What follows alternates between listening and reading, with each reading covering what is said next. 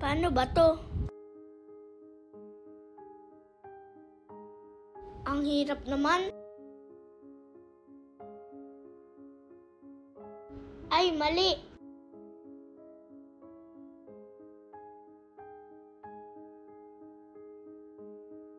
Teka, ano kayang problema nito?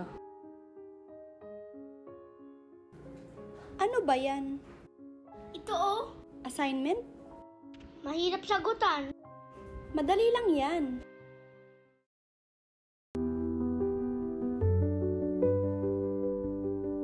Ang pagtulong ng may pagmamahal ay hindi lamang pagbibigay. Ito ay isang pagbabahagi ng sarili sa kapwa.